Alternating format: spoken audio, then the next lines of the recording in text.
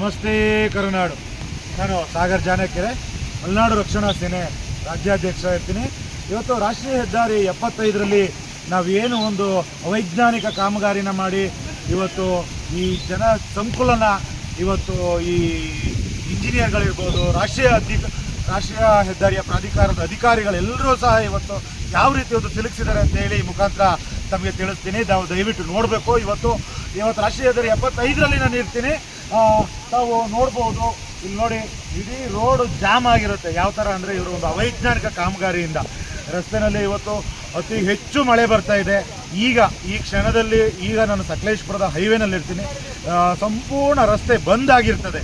ಯಾಕಂತ ಅಂದರೆ ಈ ರಸ್ತೆ ರಾಷ್ಟ್ರೀಯ ಹೆದ್ದಾರಿ ಅಧಿಕಾರಿಗಳ ಬೇಜವಾಬ್ದಾರಿತನದಿಂದ ಆಗ್ತಾ ಇರೋದು ಅಂತ ಹೇಳಲಿಕ್ಕೆ ಇಷ್ಟಪಡ್ತೀನಿ. ಬನ್ನಿ ಸ್ನೇಹಿತರೆ, ತೋರಿಸ್ತೀನಿ ಯಾವ ರೀತಿ ಒಂದು ಜಾಮ್ ಆಗಿರುತ್ತೆ, ಏನಾಗಿರ್ತದೆ ವೆಹಿಕಲ್ ಅನ್ನೋದನ್ನ ತೋರಿಸ್ತೀನಿ.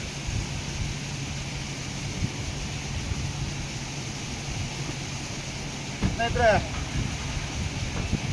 ದಯವಿಟ್ಟು ಸ್ವಲ್ಪ ಮುಂದೆ ಬನ್ನಿ. ಸ್ನೇಹಿತರೆ ನೋಡಿ, ತಾವು ನೋಡ್ಬೋದು, ಇದು ನಮ್ಮ ರಾಷ್ಟ್ರೀಯ ಹೆದ್ದಾರಿ 75ರಲ್ಲಿ ಈ ರೀತಿಯ ಒಂದು ಅವೈಜ್ಞಾನಿಕ ಕಾಮಗಾರಿಗಳನ್ನ ನಡೆಸಿ, ಬನ್ನಿ ಮುಂದೆ ಹೋಗೋಣ. ಅವೈಜ್ಞಾನಿಕ ಕಾಮಗಾರಿಗಳನ್ನ ನಡೆಸಿ ಈ ರೀತಿ ಜಾಮ್ ಮಾಡಿರ್ತಾರೆ. ಇದು ರಸ್ತೆ ಸಂಪೂರ್ಣ ಬಂದ್ ಆಗಿರ್ತದೆ. ಮುಂದೆ ಬರಬೇಕು. ರಸ್ತೆ ಸಂಪೂರ್ಣ ಬಂದ್ ಆಗಿರ್ತದೆ. ಇವತ್ತು ಇಡೀ ನಮ್ಮ ರಾಷ್ಟ್ರೀಯ ಹೆದ್ದಾರಿನೇ ಬಂದ್ ಆಗಿರ್ತದೆ. ಇಲ್ಲಿಗೆ ಎಲ್ಲ ಅಧಿಕಾರಿಗಳು ಸಹ ಬಂದು ಈ ಒಂದು ವಾಹನನ ತೆರವುಗೊಳಿಸ್ಕೊಡ್ಬೇಕು ಅಂತೇಳಿ ಈ ಮುಖಾಂತರ ಕೇಳ್ಕೊಳ್ತೀನಿ. ಇದು ನಮ್ಮ ಸಕಲೇಶಪುರದ ದೋಣಿಗಲ್ಲಿಂದ ಸ್ವಲ್ಪ ಕೆಳಗೆ ಟರ್ನಲ್ ಆಗಿರ್ತಕ್ಕಂತಹ ಅವಘಡ ಅಂತ ಹೇಳಲಿಕ್ಕೆ ಇಷ್ಟಪಡ್ತೀನಿ ಸ್ನೇಹಿತರೆ.